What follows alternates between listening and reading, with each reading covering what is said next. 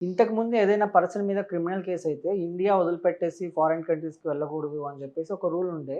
ఇప్పుడు అలా కాదు అనే ఒక కథనం అయితే వినిపిస్తుంది. ఇది ఎంతవరకు వాస్తవం మేడం? అంటే ఈ ఆర్డర్ అనేది సుప్రీం కోర్ట్ నుంచి రాలేదు. కానీ బాంబే హైకోర్ట్ నుంచి వచ్చింది. సో, యూజువల్‌గా ఏందంటే అందరు స్టేట్స్ సుప్రీం కోర్ట్ నుంచి వచ్చింది ఫాలో చేయాలి గానీ, బాంబే హైకోర్ట్ జస్ట్ ఒక రిఫరెన్స్‌లా తీసుకోవచ్చు. హ్మ్. సో, బాంబే హైకోర్ట్ రీసెంట్‌గా ఒక కేస్‌లో 'శృతి విజయ్ కుమార్ వర్సెస్ ఫాల్గుని యోగేంద్ర ష్రాఫ్' అనే ఒక కేస్‌లో ఏం చెప్పింది అంటే, ఆ పర్సన్ ఎవరైతే ఉన్నారో అక్యూజ్డ్ ఒక క్రిమినల్ కేస్‌లో ఉన్నాడు. సో, అతను బయటికి ట్రావెల్ చేయాలి.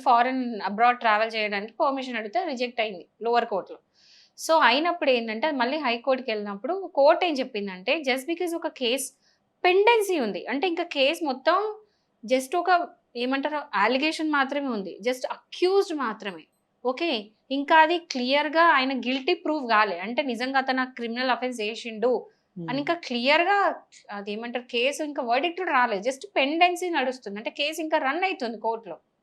కేస్ రన్ అయితున్న టైంలో ఫారెన్‌కి వెళ్ళకుండా ఆపేయడం, దాని మీద స్టే తీసుకురావడం ఒక సరైన గ్రౌండ్ కాదు.